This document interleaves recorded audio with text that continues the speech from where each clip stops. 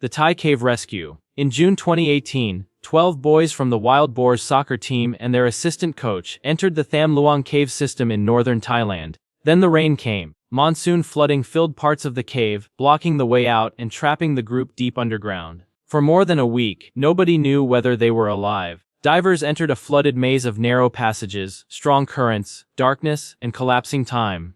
On July 2, British divers finally found the team alive on a ledge inside the cave. That discovery brought relief, but it did not solve the impossible problems. Getting 13 weakened people out through a dangerous underwater route that even expert cave divers found terrifying. The team had been trapped from June 23 to July 10, 2018, and all were eventually rescued over a 3-day extraction. The rescue was dangerous because it forced children with no diving experience to pass through submerged tunnels where panic could be fatal. Rescue teams pumped water, placed air tanks, planned medical support, and guided each person out one by one. A former Thai Navy SEAL, Saman Kunan, died while supporting the operation, showing how deadly the cave was even for trained rescuers. The Thai Cave Rescue became unforgettable because it combined fear, patience, science, and courage. It was not a dramatic charge into danger. It was a slow battle against water, darkness, oxygen, and the clock. Every successful rescue felt like a miracle pulled through stone.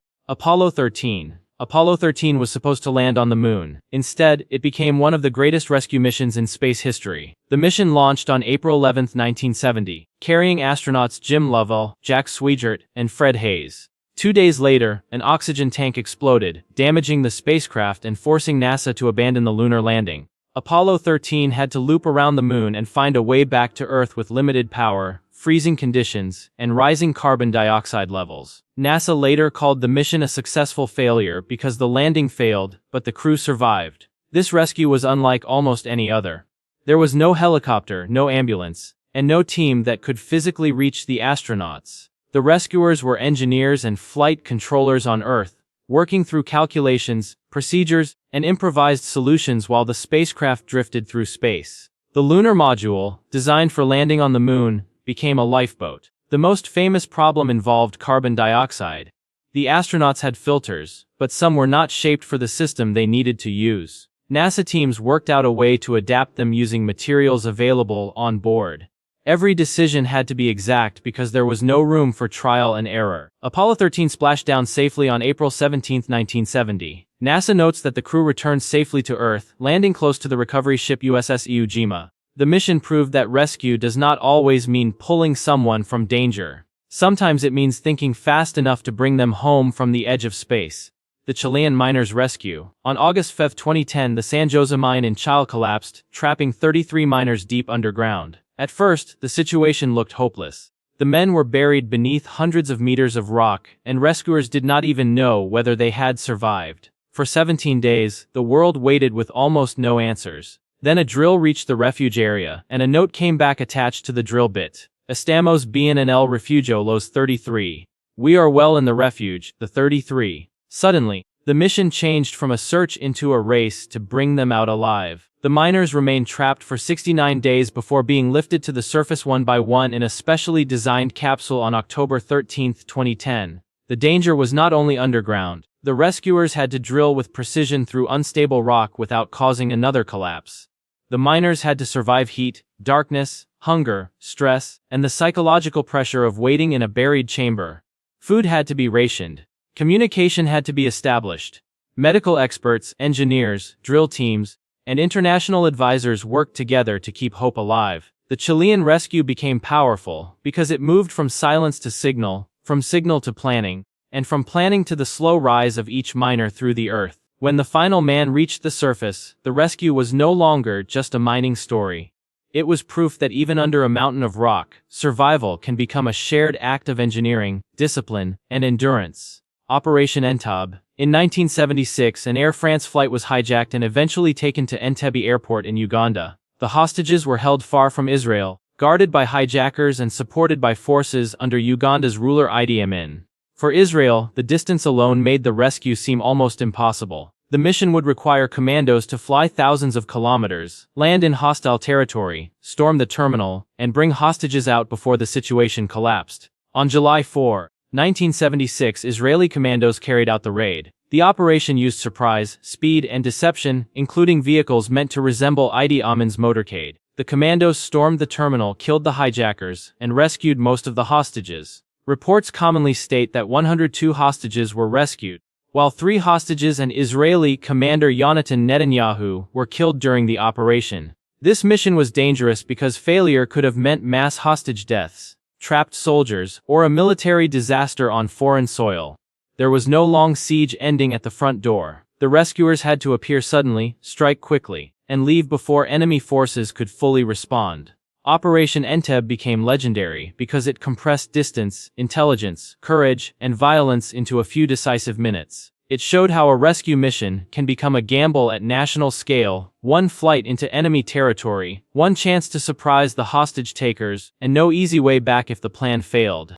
The Dunkirk Evacuation. Dunkirk was not a rescue of a few people. It was a rescue of an army. In May 1940, German forces trapped Allied troops along the northern coast of France. British, French, and other Allied soldiers were pushed toward the beaches and harbor of Dunkirk, with the English Channel behind them and the enemy closing in. The evacuation, codenamed Operation Dynamo, took place from May 26 to June 4, 1940. More than 338,000 Allied soldiers were evacuated from Dunkirk, far more than many planners had expected. The Imperial War Museum notes that over 300,000 soldiers were rescued during the operation. The danger came from everywhere. Soldiers waited on beaches under the threat of air attack. Ships crossed waters vulnerable to bombs, mines, and submarines. Large naval vessels could not always get close to shore, so smaller civilian boats helped ferry troops from beaches to larger ships. The sea became a lifeline, but also a battlefield. Dunkirk was a retreat, but it became remembered as survival at massive scale. It did not win the war. It saved the people who could continue fighting it. The rescue was dangerous because it happened in the shadow of defeat, with time shrinking, enemy pressure growing, and thousands of lives depending on every boat that dared to cross the channel. The James Caird Rescue. Some rescue missions begin with a radio call. Shackleton's rescue began with a lifeboat on one of the most violent oceans in the world. After the ship Endurance was trapped and crushed by Antarctic ice, Ernest Shackleton and his men eventually reached Elephant Island. The crew was alive, but stranded in one of the most remote places on Earth. There was no quick way to summon help. Shackleton chose a desperate plan. He and 5 men would sail the small lifeboat James Caird across the Southern Ocean to South Georgia, where a whaling station could provide rescue. The voyage covered roughly 800 miles, through freezing seas, storms, and extreme uncertainty. The American Museum of Natural History describes the journey as an 800-mile crossing in a 22-foot lifeboat after the crew had already survived months in the ice. Reaching South Georgia was not the end. Shackleton, Frank Worsley, and Tom Crean then crossed the island's mountains and glaciers to reach help. Months later, Shackleton returned and rescued the men left on Elephant Island. This mission feels almost impossible because the rescuers were also victims.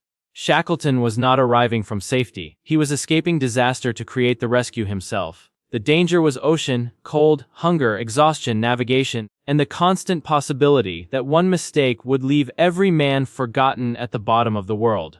Operation Nimrod. On April 30, 1980, armed men stormed the Iranian embassy in London and took hostages. For 6 days, police negotiators tried to manage the crisis. The building was watched, surrounded, and broadcast into the homes of millions. Then, after a hostage was killed and his body was thrown from the embassy, the British government ordered a rescue. The assault, known as Operation Nimrod, was carried out by the Special Air Service on May 5, 1980. SAS soldiers entered the building from multiple points, including through windows after abseiling from the roof. The raid lasted only minutes, but inside the embassy there was fire, smoke, gunfire, confusion, and hostages who had to be separated from attackers almost instantly. The National Army Museum describes it as one of Britain's most famous counter-terrorism operations. The danger was precision under chaos. Commandos had to move fast enough to stop the gunmen, but carefully enough to avoid killing hostages.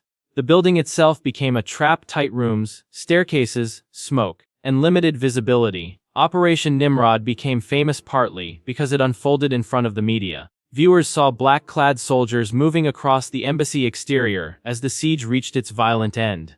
The rescue showed that counter-terrorism is not only about bravery. It is about timing, training, intelligence, and the ability to make life or death decisions in seconds. The MS Estonia Rescue. In the early hours of September 28, 1994, the ferry MS Estonia sank in the Baltic Sea while traveling from Tallinn to Stockholm. The ship went down in rough conditions, throwing passengers and crew into cold, dark water. There were 989 people on board. Only 137 survived, while 852 died, making it one of Europe's deadliest peacetime maritime disasters. The rescue was brutal because the environment gave people almost no time. The water was cold enough to cause hypothermia quickly. Waves made life rafts difficult to reach. Helicopter crews and nearby vessels responded, but survivors were scattered across dark water in terrible weather. Many people never made it out of the ship. Others reached rafts, but could not survive the cold long enough. This was not a rescue where responders had full control of the scene. The sea controlled it. Rescuers had to search through darkness, wind, waves, and human cries that became harder to hear as time passed. The Estonia disaster is remembered not only for the lives lost, but for the difficulty of saving anyone at all. In maritime disasters, rescue can become a race against temperature. The human body does not negotiate with cold water. Every minute matters, and in the Baltic that night, there were not enough minutes for most of the people aboard. The Berlin Airlift. The Berlin Airlift was a rescue mission without a single battlefield charge. In 1948, the Soviet Union blocked land access to West Berlin, cutting off supplies to a city surrounded by Soviet-controlled territory. Food, fuel, and medicine became weapons of pressure. If the blockade worked, West Berlin could be starved into submission. Instead of abandoning the city, the United States, Britain, and their allies launched an enormous airlift. Aircraft flew supplies into Berlin day after day, in all weather under constant pressure. The operation began in 1948 and continued until 1949, delivering massive quantities of food and coal to keep the city alive. The danger was different from a cave rescue or hostage raid. It was repetitive risk. Pilots flew crowded routes through narrow air corridors, often in poor weather, with heavy cargo and little margin for error. A single crash could kill crews and threaten the rhythm of the operation. But the flights continued because a city depended on them. The Berlin Airlift is extraordinary because it turned logistics into defiance. No enemy terminal was stormed. No trapped miners were lifted through rock. Instead, survival came in sacks of flour, coal, medicine, and aircraft engines heard over a divided city. It proved that rescue can be measured not only in dramatic moments, but in thousands of dangerous flights repeated until a blockade failed.